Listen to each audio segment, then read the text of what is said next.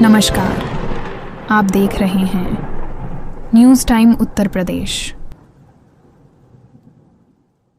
भदोही में deputy CM Keshav Prasad Maurya ने अखिलेश यादव पर बोला बड़ा हमला। कहा, अखिलेश यादव मानसिक रूप से बीमार हैं, कराएं इलाज।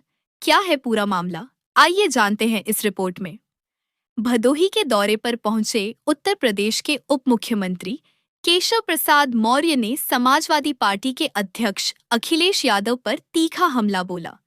मीडिया से बात करते हुए उन्होंने कहा कि अखिलेश यादव की आंखें खराब हो गई हैं, उन्हें चश्मा लगवाना चाहिए और वे मानसिक रूप से बीमार हो गए हैं, उन्हें इलाज कराना चाहिए।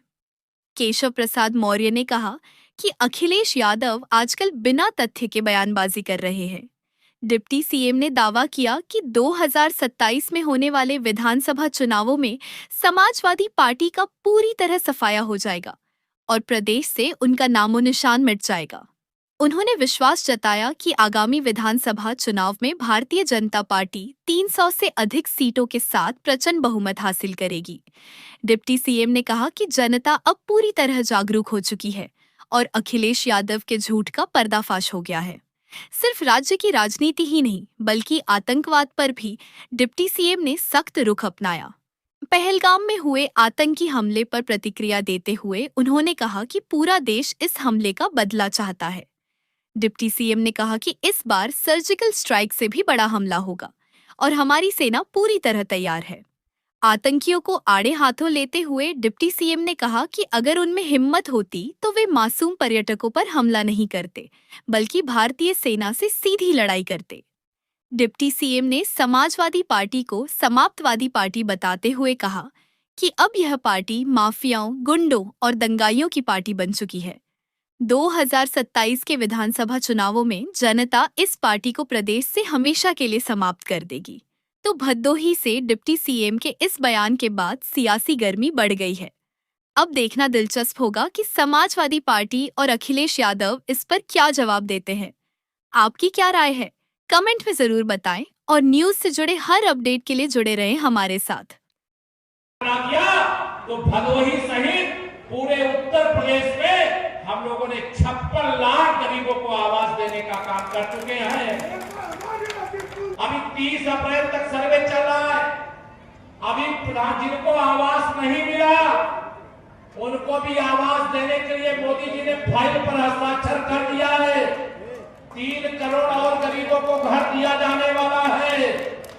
मेरे प्रधानमंत्री जी ने कहा है, हमारे मुख्यमंत्री योगी आदित्यनाथ जी से भी कहा, मुझसे भी कहा, केशव जी मेरे उत्तर पूरे देश में कोई झुग्गी झोपड़ी में नहीं रहेगा, कच्चे घर में नहीं रहेगा, लेकिन उत्तर प्रदेश का मैं सांसद हूं, उत्तर प्रदेश के अंदर कोई भी कच्चे घर में नहीं रहेगा, झुग्गी झोपड़ी में नहीं रहेगा। हम आपको विश्वास दिलाना चाहते हैं।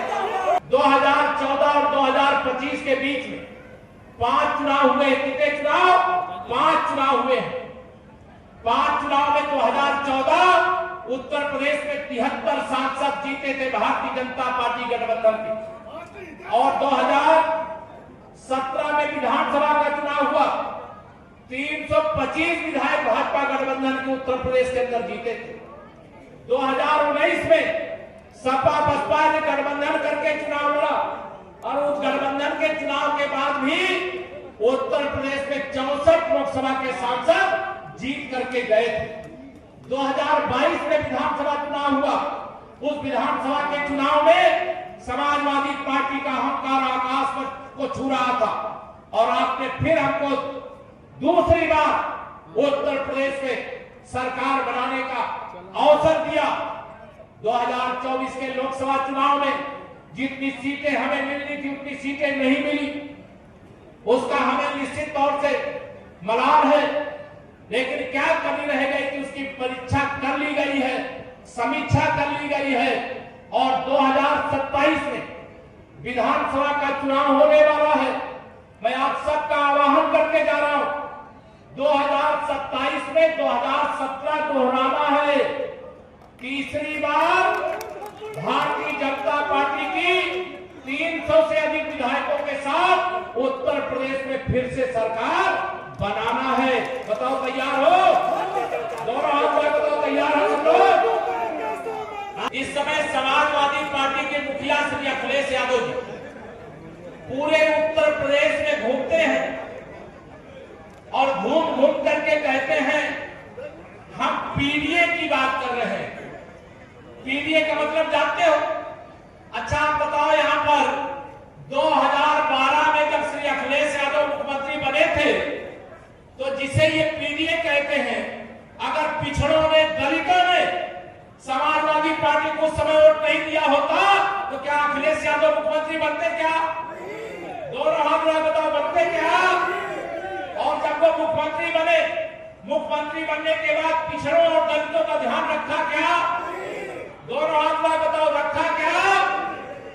सत्ता में जब थे तब तुम्हें पिछड़ों दलितों का ध्यान नहीं आया। जब सत्ता से बेदखल हो गए तो पिछड़ों दलितों की बात करके धोखा देना चाहते हो। तुम्हारा पीडीए फर्जी है अखिलेश यादव जी। तुम्हारा पीडीए तुम्हारे परिवार के डेवलपमेंट की एजेंसी मात्र है।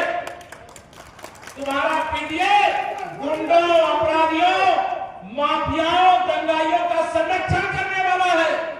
तुम्हारा पीडीए मुस्लिम तुष्टीकरण की राजनीति करने वाला है। तुम्हारा पीडीए गरीबों की जमीनों पर कब्जा करने वाला है, व्यापारियों से फिरौती लेने वाला है, उद्योग धंधों को चौपट करने वाला है। तुम्हारी जब सरकार थी बिजली आती नहीं थी, अब जब से हमारी सरकार है बिजली जाती नहीं है। यह फर्क है। आज उत्तर प्रदेश के अंदर मैं सीधा ठोक करके कह सकता हूं कि 75 जिले हैं। सपा की सरकार में 5 जिले वीआईपी होते थे और भाजपा की सरकार में सभी 75 जिले वीआईपी हैं। गांव को 16 घंटे, तहसील मुख्यालय को 18 घंटे, जिला मुख्यालय को 24 घंटे बिजली देने का काम हो रहा है कि नहीं हो रहा? बताओ दोनों आप। जिसमें हमारे 28 निर्दोष निहत्थे लोग मारे गए, मैं उन्हें अपनी विनम्र श्रद्धांजलि अर्पित करता हूं। यहां जो स्वागत के लिए आए उनको किसी प्रकार का यह भाव ना आवे मन में कि वह स्वागत करना चाह रहे थे और मैंने स्वागत नहीं कराया।